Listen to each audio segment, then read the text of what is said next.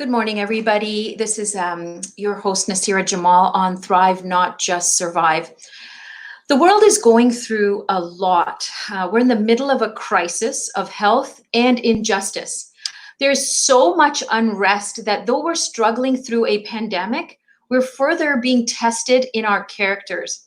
I just want to tell you, last night I watched Mr. George Floyd's memorial broadcast, and I was moved to tears. My heart was and is still so heavy with grief. And really, over the last 10 days, I've had trouble sleeping because I've been contemplating all of the different things. But last night was different. I really could not sleep at all. And so I contemplated my broadcast today, and I felt it was my duty to use this platform to address the state of our race. Yes, that's our human race, my friends. You see, I really believe that if we can look at the words human race, we will make a shift in how we're looking at the situation that's at hand right now. We're not to be categorized by the color of our skin, not black race or white race, it's human race. And I want to say this too, that yes, all lives matter, but we're talking about a black man who lost his life because of racial injustice. So let's not kid ourselves. Let's talk about Black Lives Matter.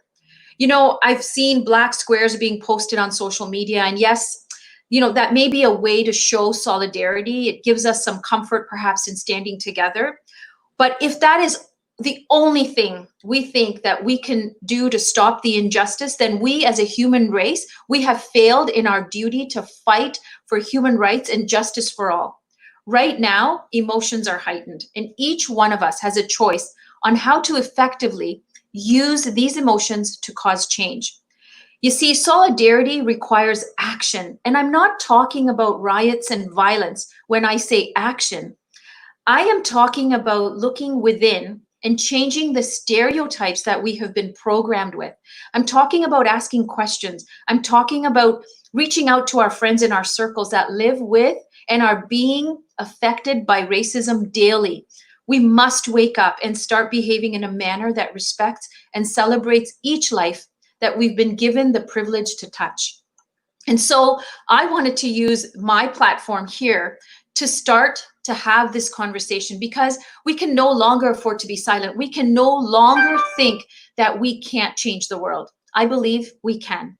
If each one of us takes this as a calling, then we can create change. We can start the healing. We can make a difference. But we must first answer the call. Let me bring my dear friend and guest, Dr. Bryant Bruce, on so we can start this conversation. Welcome, Dr. Cheryl. I'm so glad that you are here, and I just wanted to, give you this chance, or give us this chance to have this very important conversation. Can you share with us your perspective? It is an important conversation to be had, and thank you, Nasira, for your sensitivity. I listened to your introduction, and you got it. You know, you saw the bigger picture, and you understood it. And I will start pretty much where you started, because that was an important statement. And everyone can see the banner at the bottom of your screen that says Black Lives Matter. And I'm just going to tell you that I'm supposed to be very professional. I'm a physician, this, that, and the other thing. But this is past that, and I'm already welling up with tears, and I hear it in my voice. And so this is very emotional for me on so many different levels. And so I'm not going to try to be professional today, any more than that's a part of me. I'm so many things. And as you can see, as the world can see, every single time that I walk through a room, I am Black. And I am proud to be Black. And one of the first things that I want to say is that don't tell me you're colorblind. That's one of the first things people will say. Oh, well, I don't understand what's going on. because I grew up not seeing color. I'm colorblind. We were never like that. We never saw color. That's garbage. Every time I walk into the room, people see my color. I want you to see my color, and I want you to see beautiful. My color is just as beautiful as yours. The human race comes in all sorts of beautiful, beautiful hues, and we should accept them all. We should embrace them all. We should enjoy them all, because that's all they are, is hues, color. They don't define me. My hair is different. I'm Black. I'm proud of my hair. At one point in time, I was told, you shouldn't have your hair in locks. It doesn't look professional. You won't get a job. Why can't I have my hair any way I want it? It's how it came. It's beautiful. I am Black. I matter. Who I am, all of me, I have a right to be. As I said, your banner on the bottom is important. Black Lives Matter. You made a very important statement. Let's not talk about all lives matter. We know all lives matter. And I read a very, very interesting simile that I think it was just brilliant, absolutely brilliant. In an emergency room, people come in with different things going on. When someone comes in with a heart attack, everybody jumps into play because that life matters. That's the most important thing at the time. We need to support that life or we will lose it. The next guy that walks through the door with a cut on his finger has got to wait, because although his cut is important, and it may be an emergency even, it is not as critical as that heart attack. And to say to the person with the heart attack, well, I need my finger attended to because all lives matter, is ridiculous. Yeah. Yes, all lives matter, but the real crisis here, this is a worldwide crisis, but the real crisis here is that Black people are being killed in the streets. And this is not new. This has been an everyday thing, an every year thing, and everybody's up in the air talking about Floyd or Aubrey or whatever name is crossing the news. Those are just faces to our pandemic. And our pandemic has lasted since the day that we arrived in this country in chains on slave ships. And we are still enslaved. We are not free. And we need to be. It's time, Nasira. Black lives do matter. And we're tired. Black people are feeling such a gamut of emotions, but one of the things that we have felt all our lives is a silent rage that we have kept in a box because it's what we have needed to do to survive. And all of a sudden, that rage has been unleashed out in the open. And one of the things that those of us who are alive today, particularly those of us who are a little bit older, are coming to the recognition of, and people talk about this all the time, past life traumas and what's been experienced in the past bubbles back up, but it is not just our past that we're bubbling up, our personal past. We are experiencing the rage of generations of people who have suffered injustice. That rage is encoded in our DNA because we have needed it just for our survival. And no, we are not hanging from the trees anymore, but the song Strange Fruit by Billie Holiday is still just as pertinent because it does not matter whether you hang me by a tree or you put a knee on my neck or you shoot me in the back, or in my case, you take my sick child, my child who had a terminal illness, who every day they were telling me might die, and you find a way to take that child and disallow me from doing the things that I know that might have extended his life. There are more ways to kill us than to shoot us or to put a knee on our neck and snuff the life out of us or to hang us from a tree. And we are dying every single day of our lives. Our lives are being taken from us. So there's a lot going on for us right now. And what we need is for everybody to see us,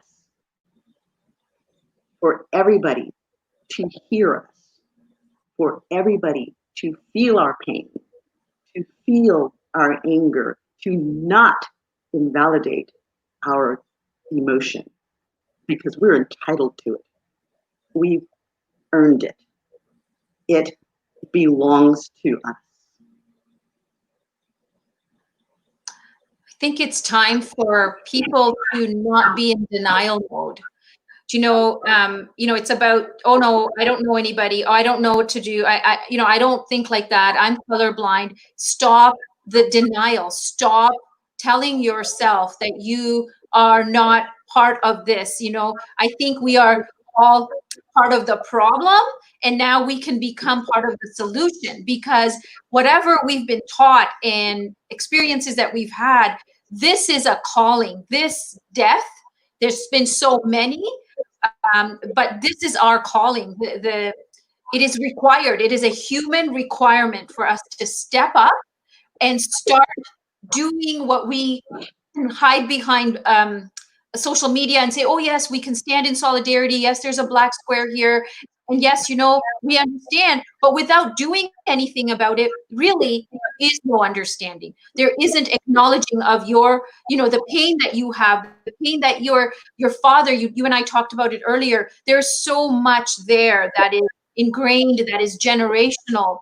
We need to start the healing, but we can't live in denial. We can't say, oh, no, that's not us. I'm not racist. It doesn't stop there. This is more than that. Do you agree? I totally agree. And I want you to understand that denial is just another bullet for us. It is just another knife stab for us, because in that denial, you are denying me. You are denying my pain. You are invalidating my reality. And this is real. I live it every day of my life. My father lives it. My children live it. And I was speaking to another friend, a gentleman who was white, and he was trying to identify, and I appreciated that. And he is someone that I respect and I care about, but I had to stop him and I had to say, please don't do that to me, because he was comparing his situation and he was saying, oh yeah, well, I've been stopped by the cops and they broke my seat and they were going to arrest me, and and I was, worried about this. And I said to myself, you were worried about what? You were worried about being arrested, going to jail, them planting something in your car, your father maybe having to bail you out. What? What was it that you were worried about? I am worried about being killed. I'm worried about losing my life every time I have one of those encounters. We worry about our children when we walk out the door. When my child walks out the door, it's another level. I kiss my child goodbye, even if I'm angry with him, because in the back of my head, I know there's a possibility that I may never see that child alive again. And you talked about nightmares, Nasira. One of the recurring thoughts that I have, and it sometimes wakes me from my sleep, I hear my child crying out for me in the street, dying, drawing his last breath, and I can't get to him. And I have to acknowledge that that is a real fear, a real concern. And where many of our nightmares, we can brush them off as just that. Again, this is not a nightmare. It is my reality. So do not invalidate my reality. Do not ask me, oh, aren't you being just a little bit sensitive? Or maybe you're looking at it wrong. I don't see it that way. Of course you don't see it that way. You are not walking in my skin. You are not experiencing my life. I did the show Big River a long time back, and there was a song that stuck with me, and I've talked to friends, and as they were giving me their perspective, that song would roll up in my head, and it says, "You see the same skies through blue eyes that I see through brown, but we're worlds apart, worlds apart, and we shouldn't be, because I am you. I am a human being, and I eat, sleep, breathe, dream the same way as everybody else. Why can't you see me? Not the color of my skin, just me." We have to address this. We have to accept this. We have to realize we are in crisis mode, and this is not going to go away. We are not going to let it go away. We are tired, and it's time for change. And unless you are a part of the solution, you are a part of the problem. So everybody in this world today has to take action, has to take a positive action. And sticking your head in the sand and saying racism doesn't exist is an action, but it makes you part of the problem. Racism exists, and we have to address it, and we have to address it now. And we have to address it positively, with compassion, and with love, because the world is a tinderbox right now. And if we don't address it, it will explode. I think that's you've made some really, really important points there, right? If we aren't part of the solution, we are part of the problem. Whether, that's, in denial mode or whatever that is, we need to come together. This is really putting us to the test. Our characters are being tested, and we need to show up, and we need to make a difference. We need to start doing something. And I think we have technology, we have social media. There's a lot of things that we can do. We can start supporting causes that are about human integrity of life and justice, because every single person on this earth deserves that. They need to know, we all need to know the privilege of life and the fact that we are all responsible for all of us in it. Like it's a game, not a game. It's togetherness that we are coming towards, rather than this thing of being divided. You know, you're Black, you live in this neighborhood, you're this, you're that, you're up here, you're down here. We need to stop this and start with changing the way we think and the way we approach people and the way we approach situations. Because I think it comes with a sensitivity that we need to acknowledge that these feelings that you have, fears that you live with day in and day out, are real. And they're not for me to judge. They're not for anybody to judge. And so I think you've raised some really important points moving forward on how we can start being part of the change, part of the solution. Yes, yes. And one of the things that many of my Black friends have commented on, and I'm not saying African American, I'm saying Black friends, because I have friends who are Haitian and Jamaican and African, all weighing in, because we've all experienced the thing worldwide. I mean, that's a point that I want to make. Don't get it twisted out there, because I've seen people weighing in and saying, well, it's not like that here, it's not like that there. I think that here in the United States, it is magnified, it is dramatic. I've lived all over the world, and we are worse than most places. I mean, you cannot tell people who have lived in South Africa that what we are experiencing is worse than what they experienced. But it is worse than most places, but it exists worldwide. So it is a worldwide problem. And for all of those folks protesting out around the world, look at your own reflection in the mirror, because it is happening in your countries too, whether it's Canada or the UK or Australia or wherever it may be, Japan, wherever it may be, it is happening all over the world. So understand that. And one of the things that Blacks are commenting on is what we're seeing as we're seeing the protest unfolding.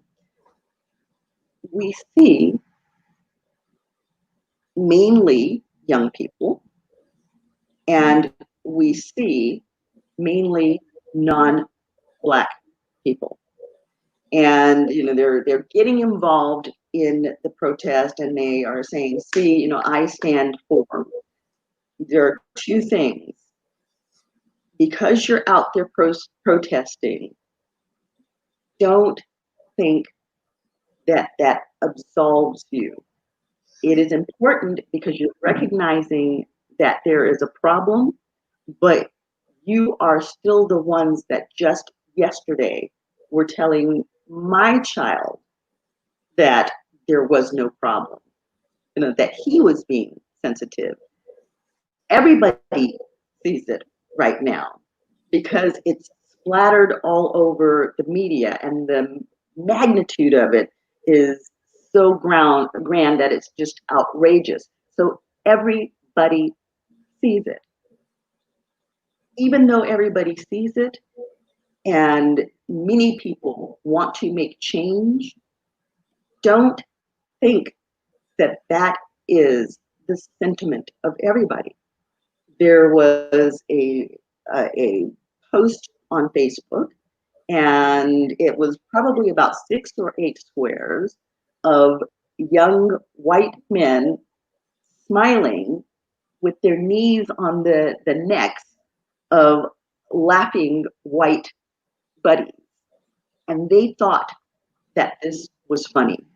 And the interesting thing was the response of the Blacks that saw it was pretty much universal, and it raised the same feeling in me.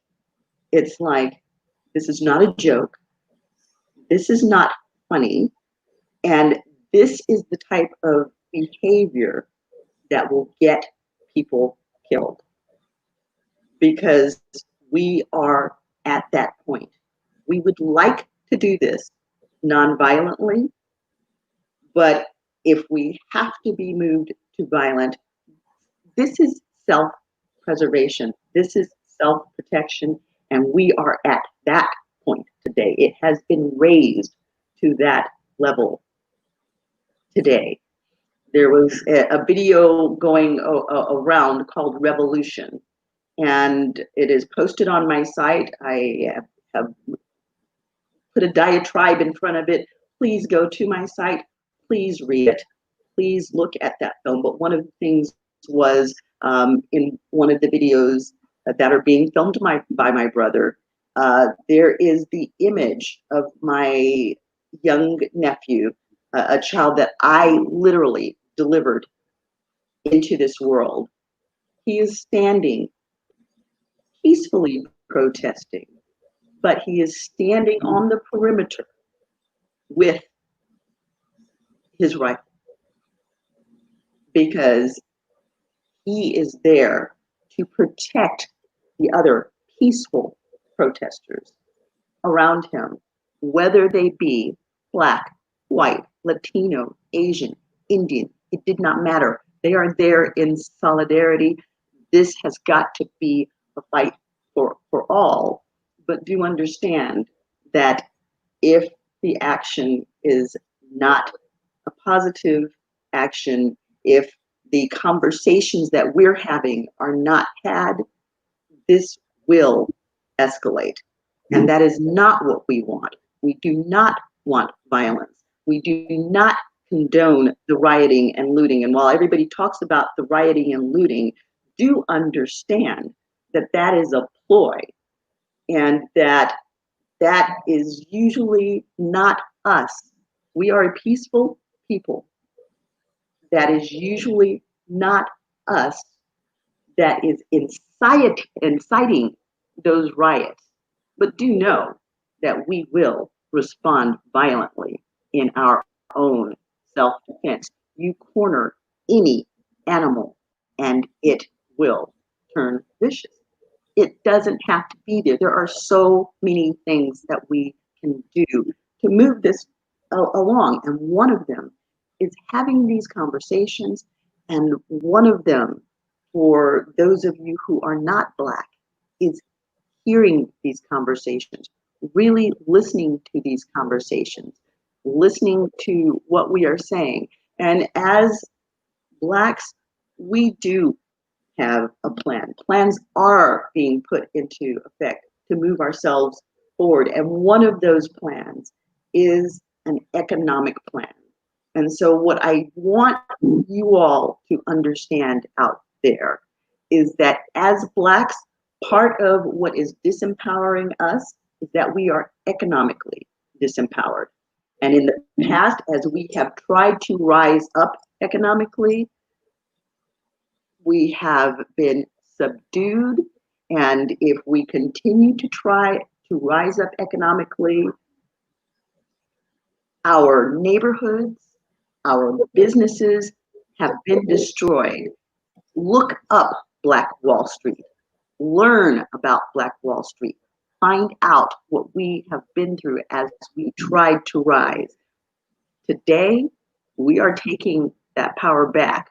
We will rise. We are economically empowering ourselves.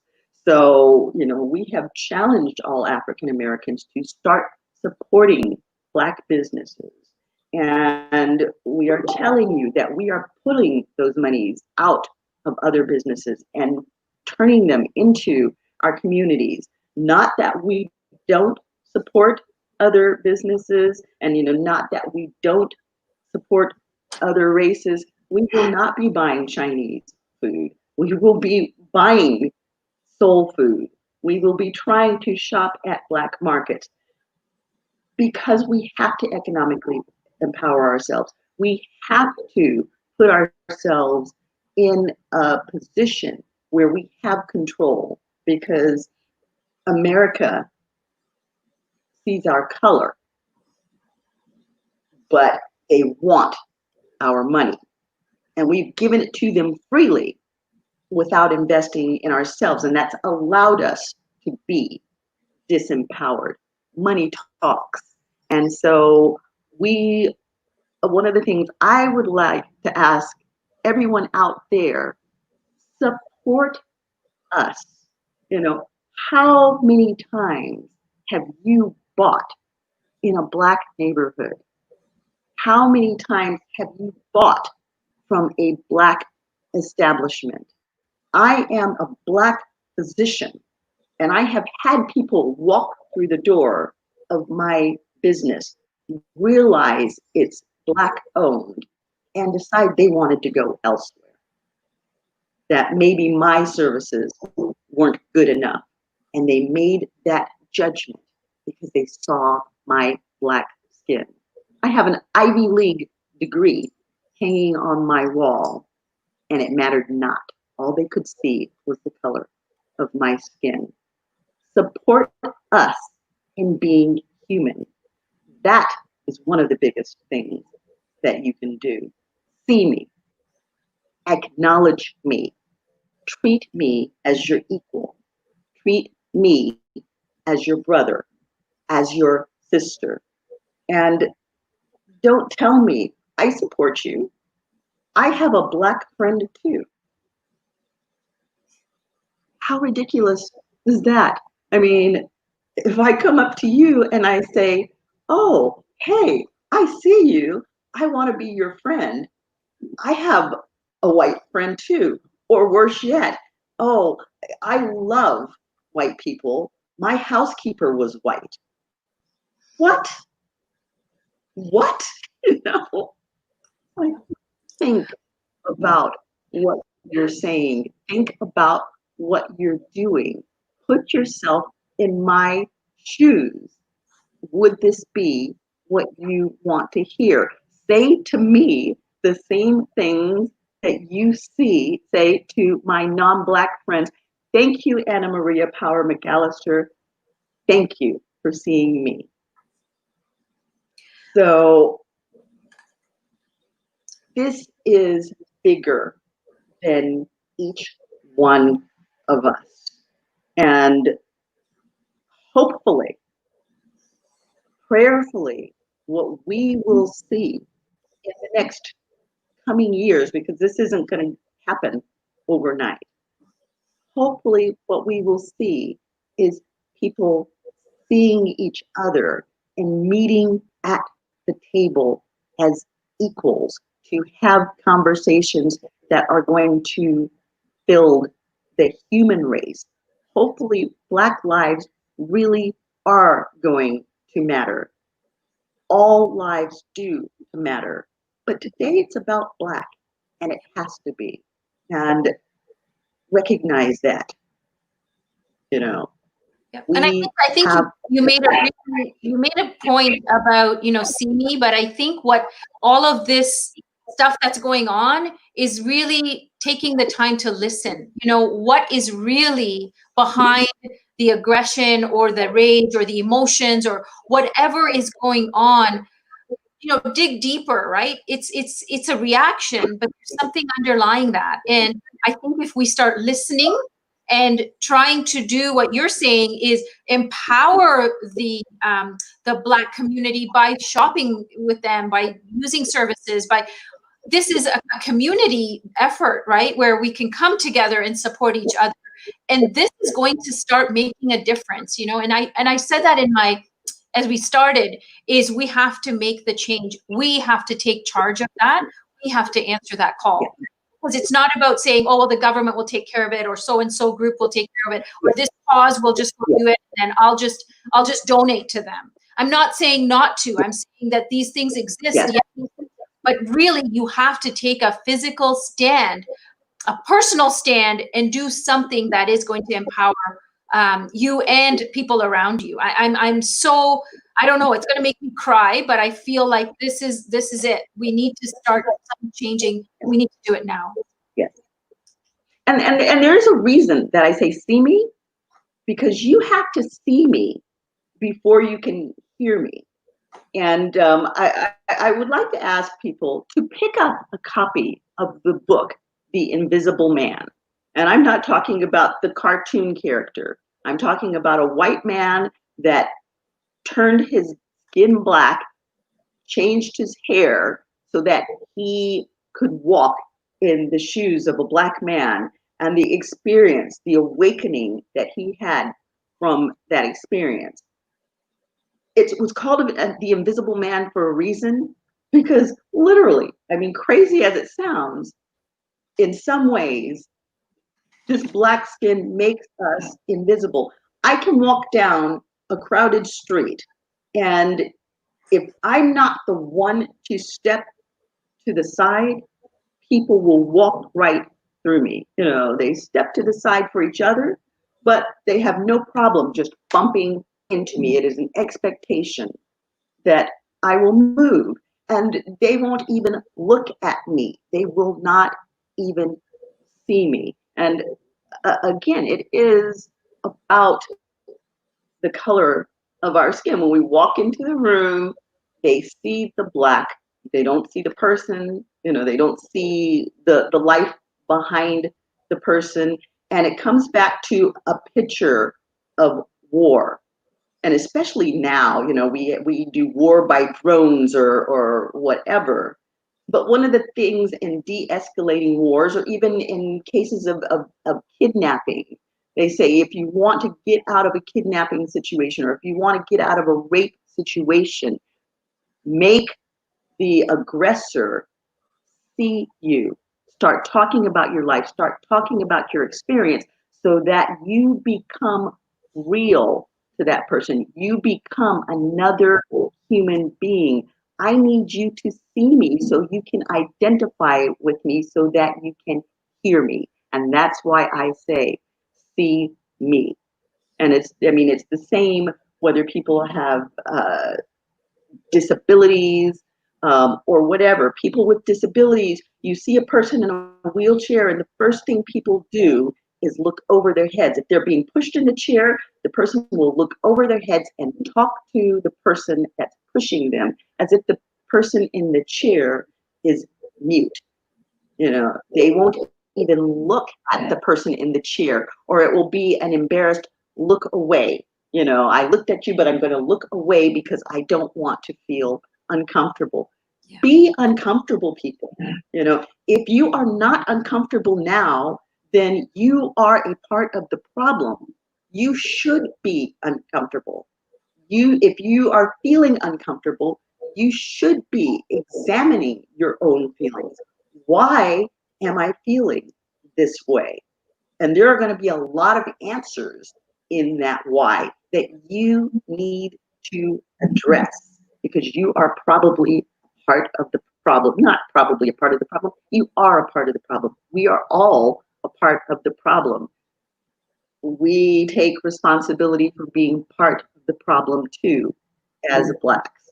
But right now, it's about everybody else taking their accountability for this issue, taking their accountability for making one race. Race is ridiculous. It is an artificial divide. It's just a color. When we see birds, we look at birds. We may see a red bird or a blue bird, but we don't judge one bird as better than the other because it has different color feathers. We just see them as birds. Let's just see each other as humans. We can do this. Yeah, we can do this. And I think, you know, you've made some amazing points that really hit home.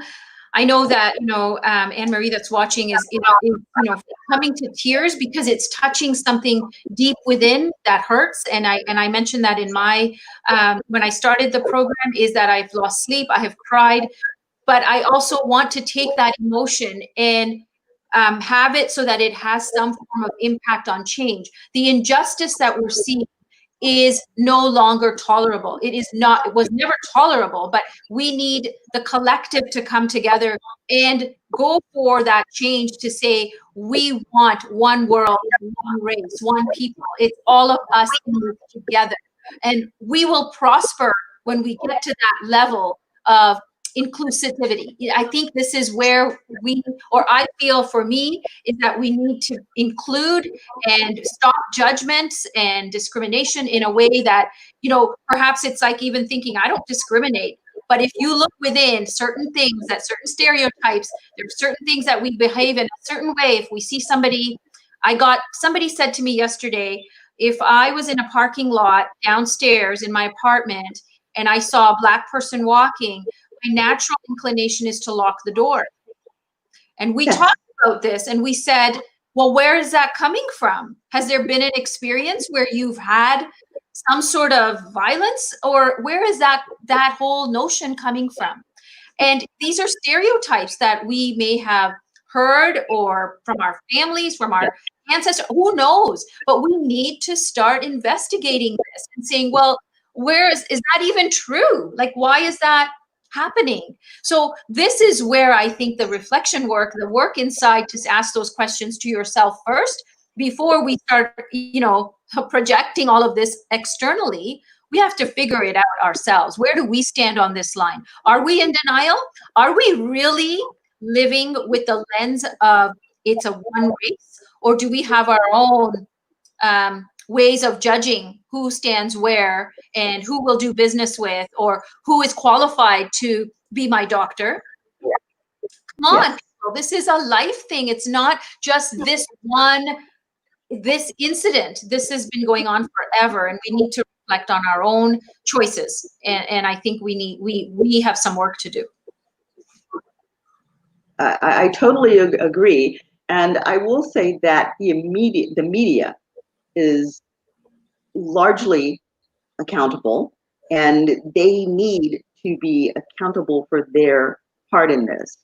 Television, movies need to be accountable for their part in this, because when you think about it, the reflection that you see on your screen largely feeds into the paranoia and the belief that all Blacks are criminals, thugs, the females are wanton, sexually depraved. I get crazy when I walk into a space where there are men, and it isn't about being attractive or not being attractive. I am approached as a Black female in a different way, because there's an expectation that my body is for exploitation. That is what has been shown in the media. I live in Oakland, California. I'm not there right now, but I live in Oakland, California, a beautiful city with a bad reputation. Why? Because a lot of Black people live there. And so they talk about all of the violence. Well, there's violence in every city. And I don't think there's a tremendous amount more violence in Oakland than any other city, but that is all the media shows of Black neighborhoods. Every year I would attend something put on by the Parks and Recreation called the All White Affair.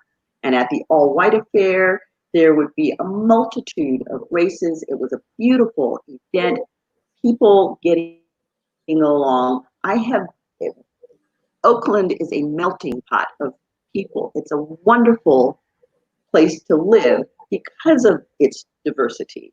And for the most part, people are getting along and supporting each other. They embrace that diversity, but that is not the image that the media shows. The All White Affair is a huge event, a beautiful event, and never have I seen it covered on the media. And I have contacted them personally myself to say, this is going on in Oakland. You all should be there. You all should show the world what Oakland looks like for real. I've never seen it. When have you seen? Yeah. So I think this is another really good point, right? What we see on the media is what they want, a picture of what they want us to see in any situation, whether it's a city, whether it's a crime, whether it's the pandemic, whatever it is. There's a certain message that they are portraying for us. It is our duty and our responsibility to check the facts, research the details, and figure it out for ourselves what is really the truth for us. Because I think that is another conversation on another day. But really, if we become complacent to just taking the information as it's being fed to us, then again, we are part of the problem. We are not part of the solution. And so stop blaming the victim. Stop blaming the victim, because I heard another person saying that he was speaking to another friend of his who was saying, well, if they hadn't been doing X, Y, and Z, they wouldn't be in this situation. I'm sorry, if I'm a straight up criminal, we have a constitution and a legal system in place that should deal with me with justice. I am innocent until proven guilty. You don't get the right to be my arrestor, my jury, my executioner. You know, you don't get the right to do that. I have the same rights that you do. And don't judge me as guilty and decide that my life is worth snuffing out because I may have jaywalked. And people were dying for things as simple as jaywalking, or God forbid, you have a tail light out. Why does that have to be a death sentence? And why do I become the guilty one just because? And even if I am the guilty one, it does not mean that I should have to give my life for what are usually petty crimes. Yeah. And oftentimes those petty crimes are perpetrated because people have needs, basic needs that are not being met. They're not just criminals because it's a fun thing to do. People who are involved in crimes are usually doing it because they're struggling to survive. That does not mean that their methodology is correct, but you've got to empathize with how they got there. You've got to ask yourself, what might I really do in your shoes? And don't say, oh, I would never do that, because you do not know what you would do in any given situation. Nobody does. Absolutely. I think, I'm just going to put this up. Sharon, is saying, thank you. We need to hear this and to understand. And I know this is just a fraction of what you have lived through. People are, I think, coming to this knowing or this alert that, we've got to come together and do this. I think this conversation we need to carry on because it's one that is an important one. And we can't just let this be a one-off. It can't be like that. So I want to, first of all, thank you for taking the time to be with me and to address this real important point. I want to invite you again. Of course, I think we should continue this conversation.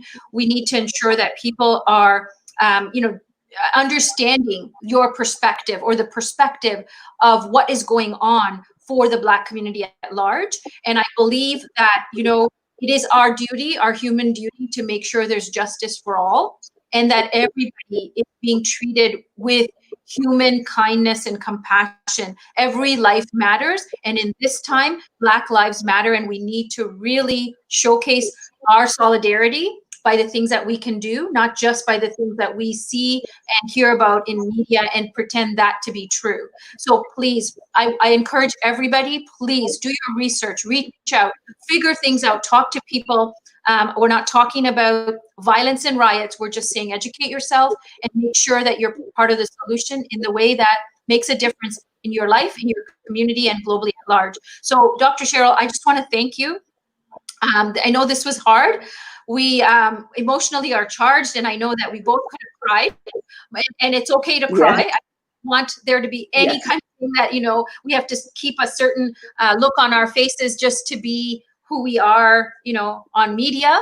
We can be real and listen to who we're listening to and hear them and see them. These are all very important things. So thank you again. Very welcome, Nasira. Thank you very much for having the courage to have the conversations. And thank you very much for having the courage to be still and listen. Thank you. I will see you again next week, Cheryl, and much love. I wish you a wonderful weekend. So that was our talk.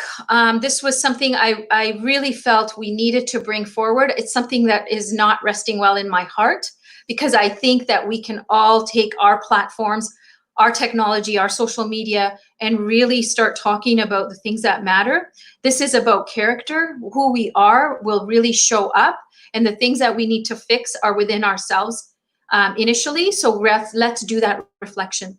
So I wish you a wonderful Friday. I wish you a blessed and a safe weekend. I'll see you on Monday. And if there's anything that you need or need questions answered, you want to reach out to Cheryl or myself, please do so. Please share this video. I think it's important for us all to do what we can do to make sure this conversation gets out there. I thank you for your time, and I'll see you on Monday. Be kind to yourself and to others.